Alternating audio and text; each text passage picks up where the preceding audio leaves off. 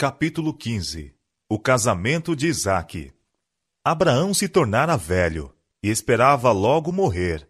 Todavia, restava-lhe cumprir um ato, assegurando o cumprimento da promessa à sua posteridade. Isaque era o que fora divinamente designado para suceder-lhe como guarda da lei de Deus e ser o pai do povo escolhido. Ele, porém, ainda era solteiro. Os habitantes de Canaã eram dados à idolatria, e Deus havia proibido casamentos entre seu povo e aqueles, sabendo que tais casamentos conduziriam à apostasia. O patriarca receou o efeito das influências corruptoras que rodeavam seu filho. A fé habitual de Abraão em Deus e sua submissão à vontade dele refletiam-se no caráter de Isaque. Mas as afeições do jovem eram fortes, e ele era de uma disposição gentil e dócil. Unindo-se a alguém que não temesse a Deus, ele estaria em perigo de sacrificar os princípios por amor à harmonia. No espírito de Abraão, a escolha de uma esposa para seu filho era assunto de muita importância. Estava desejoso de que ele se casasse com uma que não o afastasse de Deus. Nos tempos antigos, os contratos de casamento eram geralmente feitos pelos pais, e este era o costume entre os que adoravam a Deus. De ninguém se exigia casar com aquele a quem não podia amar. Mas na concessão de suas afeições, o jovem era guiado pelo discernimento de seus pais, experientes e tementes a Deus. Era considerado uma desonra para os pais e mesmo crime seguir caminho contrário a este. Isaque, confiando na sabedoria e afeição de seu pai, estava satisfeito com a entrega desta questão a ele, crendo também que o próprio Deus dirigiria na escolha a fazer-se.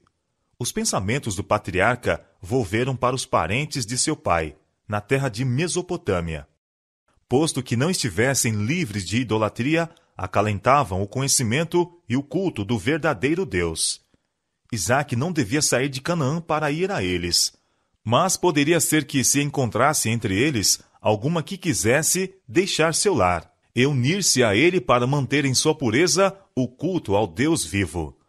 Abraão confiou este importante assunto ao seu servo, o mais velho, homem de piedade, experiência e juízo são, que lhe havia prestado prolongado e fiel serviço. Exigiu que este servo fizesse um juramento solene perante o Senhor, de que não tomaria esposa para Isaque dentre os cananeus, mas que escolheria uma moça da família de Naor, na Mesopotâmia. Ele o incumbiu de não levar Isaque para lá. Se não pudesse encontrar uma jovem que quisesse deixar seus parentes, o mensageiro estaria desobrigado de seu juramento. O patriarca animou-o em seu difícil e delicado empreendimento, com a segurança de que Deus coroaria de êxito a sua missão. "O Senhor, Deus do céu", disse ele, "que me tomou da casa de meu pai e da terra da minha parentela, enviará o seu anjo adiante da tua face." O mensageiro partiu sem demora, levando consigo 10 camelos para uso de seu próprio grupo e do cortejo nupcial que com ele poderia voltar, provido também de presentes para a esposa em perspectiva e pessoas da amizade desta. Fez a longa viagem para além de Damasco e a seguir até as ricas planícies que margeiam o grande rio do Oriente. Chegando a Harã, a cidade de Naor, parou fora dos muros, perto do poço onde vinham as mulheres do lugar à tarde a buscar água. Foi um momento de ansiosos pensamentos para ele. Importantes resultados, não somente para a casa de seu senhor, mas para gerações futuras, poderiam seguir-se da escolha que ele fizesse. E como deveria ele sabiamente escolher entre pessoas completamente estranhas? Lembrando-se das palavras de Abraão, de que Deus enviaria com ele o seu anjo, orou fervorosamente pedindo uma direção positiva. Na família de seu senhor, ele estava acostumado ao exercício constante da bondade e hospitalidade, e agora pediu que um ato de cortesia indicasse a jovem que Deus escolhera.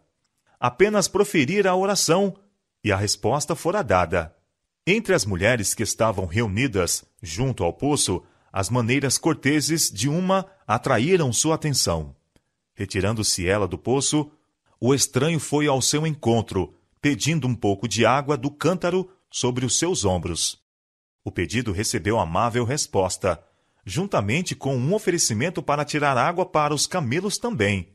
Serviço este que era costume mesmo as filhas dos príncipes fazerem para os rebanhos e gado de seus pais.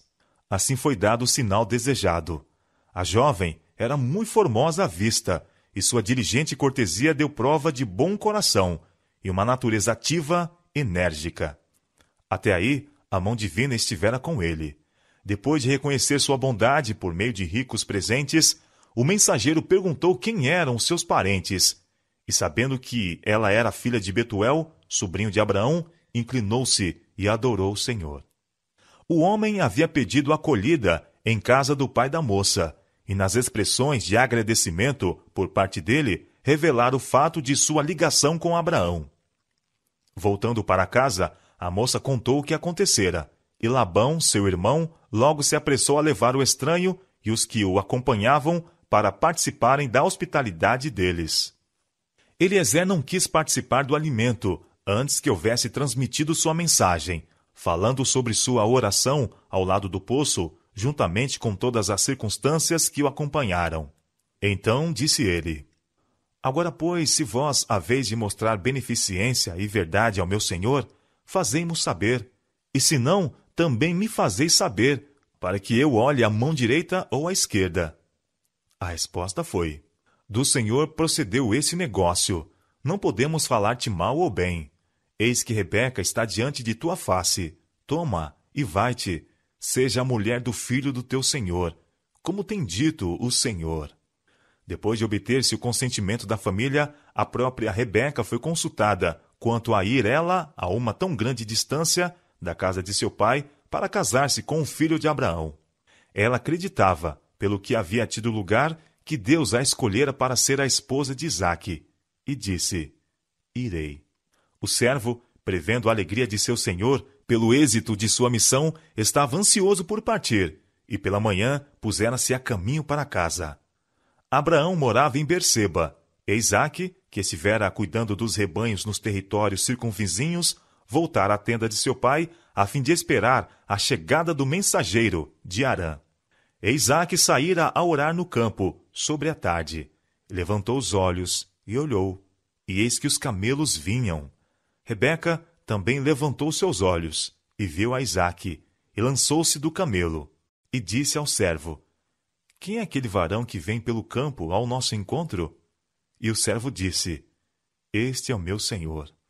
Então tomou ela o véu, e cobriu-se, e o servo contou a Isaque todas as coisas que fizera.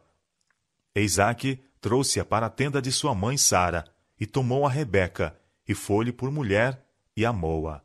Assim, Isaque foi consolado depois da morte de sua mãe. Abraão tinha notado o resultado dos casamentos mistos entre aqueles que temiam a Deus e os que não o temiam, desde os dias de Caim até seu tempo. As consequências de seu próprio casamento com Agar e das alianças matrimoniais de Ismael e de Ló estavam perante ele. Da falta de fé por parte de Abraão e Sara tinha resultado o nascimento de Ismael, mistura da semente justa com a ímpia. A influência do pai sobre seu filho era contrariada pelos dos parentes idólatras da mãe e pela ligação de Ismael com esposas gentias. A inveja de Agar e das esposas que ela escolhera para Ismael rodeou sua família com uma barreira que Abraão debalde se esforçou por sobrepujar. Os primeiros ensinos de Abraão não foram destituídos de efeito sobre Ismael, mas a influência de suas mulheres teve como resultado estabelecer a idolatria em sua família. Separado do pai e amargurado pela contenda e discórdia de um lar destituído do amor e temor de Deus, Ismael foi compelido a escolher a vida selvagem e pilhante de chefe do deserto, sendo sua mão contra todos e a mão de todos contra ele. Gênesis, capítulo 16, verso 12. Em seus últimos dias, arrependeu-se de seus maus caminhos e voltou ao Deus de seu pai, mas permaneceu o cunho de caráter dado à sua posteridade. A poderosa nação que dele descendera foi um povo turbulento, gentil, que sempre foi um incômodo e aflição aos descendentes de Isaque. A esposa de Ló foi mulher egoísta e religiosa, e sua influência exerceu-se no sentido de separar de Abraão o seu marido. A não ter sido por causa dela, Ló não teria permanecido em Sodoma, privado do conselho do patriarca sábio e temente a Deus. A influência de sua esposa e as relações entretidas naquela ímpia cidade tê-lo-iam levado a apostatar de Deus, se não tivesse sido a instrução fiel que cedo recebera de Abraão. O casamento de Ló e sua escolha de Sodoma como residência foram os primeiros elos em uma cadeia de acontecimentos repletos de males para o mundo durante muitas gerações. Pessoa alguma que teme a Deus pode, sem perigo, ligar-se a outra que não o tema. Andarão dois juntos se não estiverem de acordo? Amós, capítulo 3, verso 3. A felicidade e prosperidade da relação matrimonial depende da unidade dos cônjuges. Mas entre o crente e o incrédulo há uma diferença radical de gostos, inclinações e propósitos. Estão a servir dois senhores, entre os quais não pode haver concórdia. Por mais puros e corretos que sejam os princípios de um, a influência de um companheiro ou companheira incrédula terá uma tendência para afastar de Deus. A pessoa que entrou para a relação matrimonial, quando ainda não convertida, coloca-se pela sua conversão sob uma obrigação maior de ser fiel ao consorte, por mais que difiram com respeito à fé religiosa. Todavia, as reivindicações de Deus devem ser postas acima de toda a relação terrena, mesmo que provas e perseguições possam ser o resultado. Com espírito de amor e mansidão, esta fidelidade pode ter influência no sentido de ganhar o descrente. Mas o casamento de cristãos com ímpios é proibido na Bíblia. A instrução do Senhor é: não vos prendais a um jugo desigual com os infiéis. 2 Coríntios capítulo 6, verso 14. Isaque foi altamente honrado por Deus, sendo feito herdeiro das promessas pelas quais o mundo deveria ser bendito. Entretanto, quando ele teve 40 anos de idade, sujeitou-se ao juízo de seu pai, ao designar seu servo, experimentado e temente a Deus, a fim de escolher-lhe uma esposa. E o resultado daquele casamento, conforme é apresentado nas Escrituras, é um quadro terno e belo de felicidade doméstica. E Isaque trouxe-a para a tenda de sua mãe, Sara, e tomou a Rebeca, e foi-lhe por mulher e amou-a. Assim Isaque foi consolado depois da morte de sua mãe. Que contraste entre o procedimento de Isaque e o que é praticado pelos nossos jovens de nossos tempos, mesmo entre os professos cristãos. Os jovens, muito frequentemente, acham que a entrega de suas afeições é uma questão na qual o eu apenas deveria ser consultado. Questão esta que nem Deus, nem os pais de qualquer modo deveriam dirigir. Muito antes de atingirem a idade de homens ou mulheres feitos, julgam-se competentes para fazerem sua escolha, sem o auxílio de seus pais. Alguns anos de vida conjugal são usualmente bastantes para mostrar-lhes seu erro, mas muitas vezes demasiado tarde para impedir seus resultados funestos. Pela mesma falta de prudência e domínio próprio que determinaram a escolha precipitada, dá-se ocasião a que o mal se agrave, até que a relação matrimonial se torne um jugo mortificante. Muitos assim fizeram naufragar sua felicidade nesta vida e sua esperança da vida por vir. Se há um assunto que deve ser cuidadosamente considerado e no qual se deve procurar o conselho de pessoas mais velhas e experientes, é o do casamento. Se a Bíblia já for necessária como conselheira, se a direção divina em algum tempo deveria ser procurado em oração, é antes de dar um passo que liga pessoas entre si para toda a vida. Os pais nunca devem perder de vista sua responsabilidade para a felicidade futura de seus filhos. O respeito de Isaque aos conselhos de seu pai foi o resultado do ensino que o habilitou a amar uma vida de obediência. Ao mesmo tempo em que Abraão exigia de seus filhos que respeitassem a autoridade paterna, sua vida diária testificava que essa autoridade não era um domínio egoístico ou arbitrário, mas que se fundava no amor e tinha em vista o bem-estar e felicidade deles. Pais e mães devem sentir que se lhes impõe o dever de guiar as afeições dos jovens, a fim de que possam ser colocados naqueles que hajam de ser companheiros convenientes.